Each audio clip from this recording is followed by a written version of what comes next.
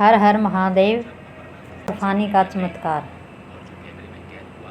कश्मीर की वादियों और हिमालय की बर्फीली चट्टानों के बीच एक ऐसी गुफा है जहां हर साल चमत्कार जन्म लेता है, जहां की हवा भी हर पल ओम नमः शिवाय मंत्र का जाप करती है, जहां एक बार अगर कोई चला गया तो कभी भी वहां से खाली नहीं लौटा। या तो भक्त बनकर लौटा या फिर हमेशा के लिए शिव का हो गया। यहाँ हजारों सालों से भक्त निरंतर हर वर्ष चलते जा रहे हैं, बर्फ़ में, तूफान में, मौत के डर में, लेकिन उनकी मंजिल सिर्फ एक है और वह है शिव को पाने की, शिव के दर्शन करने की। अमरनाथ यह सिर्फ एक नाम नहीं, यह स्वयं मृत्यु पर विजय पाने की घोषणा है। अमरनाथ धाम, जहाँ पर भगवान शिव ने माता पार्वती को अमरता का ज्ञान दिया था।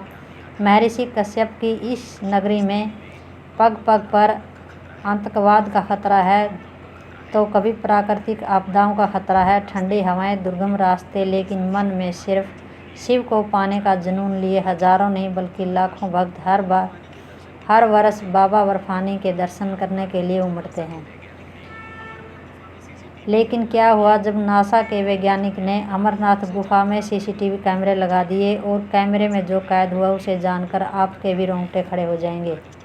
नासा के वैज्ञानिक भी दुम दबाकर भाग गए। आज उस चमत्कार के बारे में हम आपको बताने वाले हैं, जिसे जब आप सुनेंगे तो आप भी पसीना पसीना हो उठेंगे। यूं तो अमरनाथ गुफा की खोज हजारों नहीं लाखों वर्ष पहले हो चुकी थी, लेकिन अगर इसका इतिहास जाने तो देवी पार्वती ने भगवान शिव से अमरता का रहस्य जानने की इच्छा जताई। माता पार्वती ने भगवान शिव से कहा कि आप तो अमर हैं, आखिर आपने मृत्यु पर विजय कैसे पाई, जरा मुझे भी बताइए। तब भगवान शिव ने एक गुप्त और एकांत स्थान की तलाश करी। उस एकांत स्थान की तलाश में देवी पार्वती और महादेव महर्षि कश्यप की नगरी, जिसे आज कश्मीर के नाम से जाना जाता है, वहाँ पर वे भ्रमण पर निकले।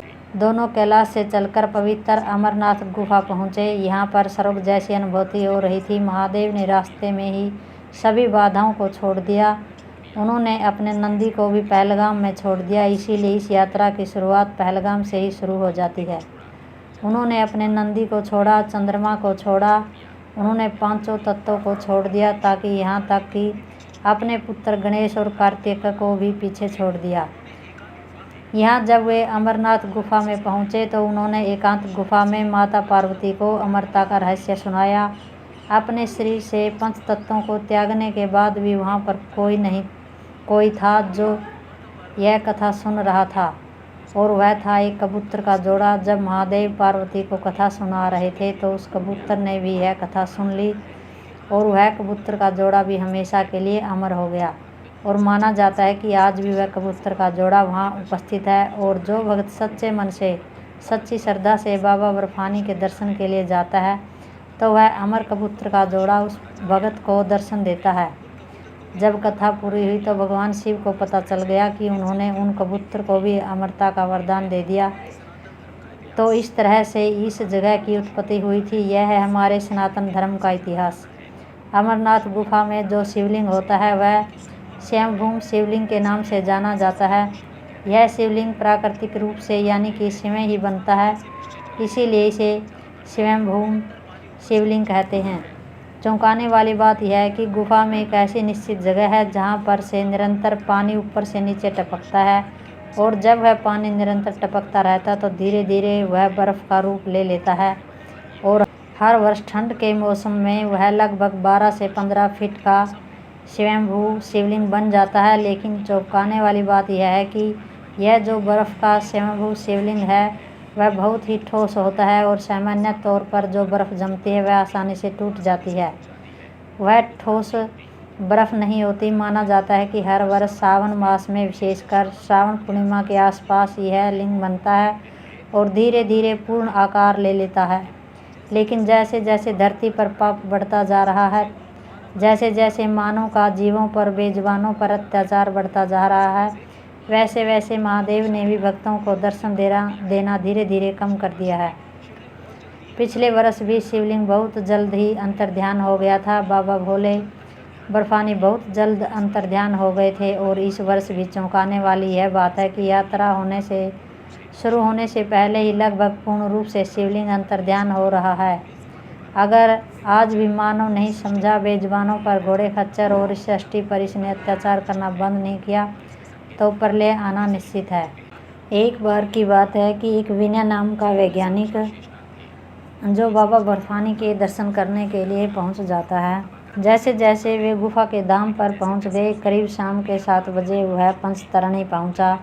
अब यहाँ पर उसे पूरी रात रुकना था। अगले दिन सुबह बाबा बर्फानी के दर्शन होने थे, लेकिन विनय को कहाँ चैन था। विनय ने सोचा कि क्यों न आज रात को ही मैं बाबा बर्फानी के दर्शन करने के लिए जाऊं, रात का नज़ारा देखने के लिए जाऊं। विनय ने अपने पिता से सुना था कि रात्रि में अमरनाथ गुफा में साक्षात शिव जी प्रकट होते हैं और साक्षात शेषनाग भी वहाँ प्रकट होते हैं और वह अमृत तत्व भी वहीं पर प्रकट होते हैं और महादेव का वाहन नंदी भी वहीं पर होता है।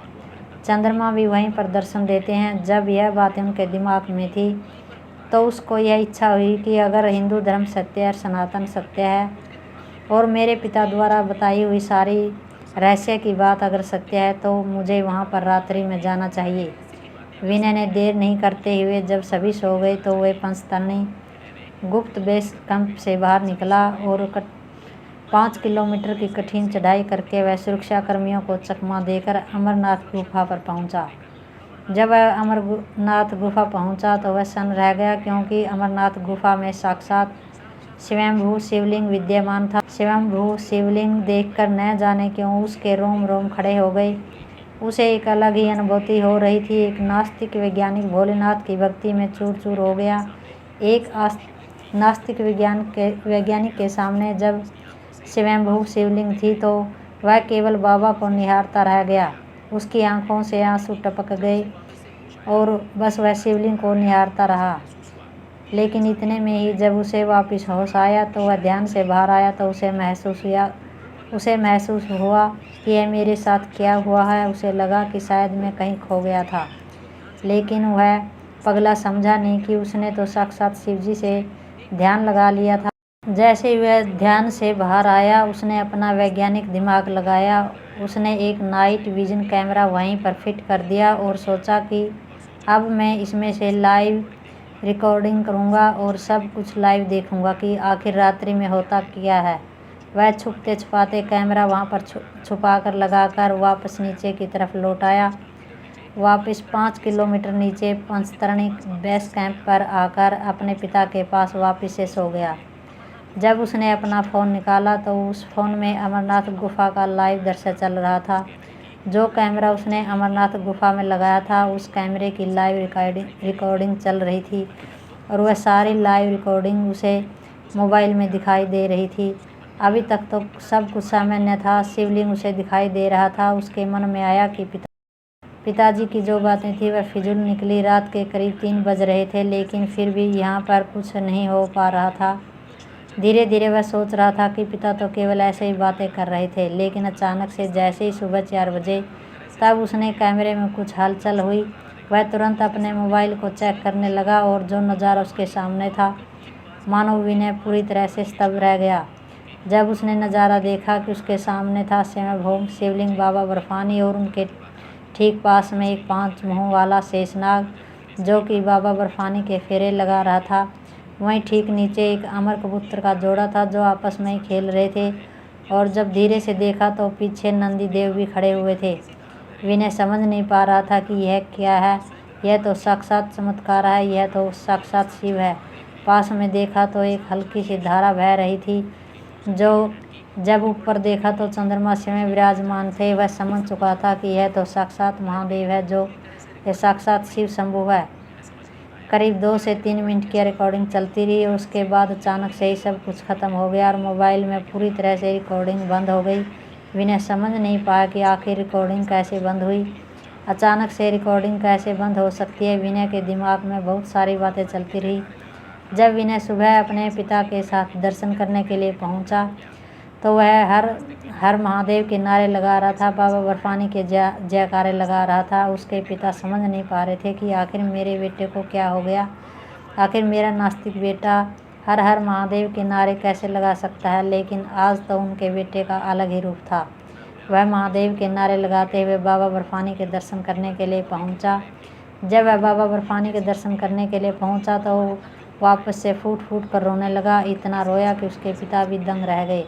सभी लोग केवल विनय को देखे जा रहे थे। आखिर यह कैसी भक्ति है? आखिर यह नौजवान इतना क्यों रो रहा है? इतनी भक्ति आखिर किसी इंसान में कैसे हो सकती है, जबकि वह तो एक अज्ञानी था। आखिर फिर इतना क्यों रो रहा है? वह रोता रहा। फिर जब होश आया तो उसने वह जो कैमरा वहाँ पर छुपा रखा था, वहाँ पर उस कैमरे की तलाश की तो वह कैमरा भी वहीं पर था। जब वह वापस नीचे आया तो उसने उस कैमरे की सारी रिकॉर्डिंग देखनी चाहिए, लेकिन उस कैमरे में कोई रिकॉर्डिंग नहीं चल रही थी।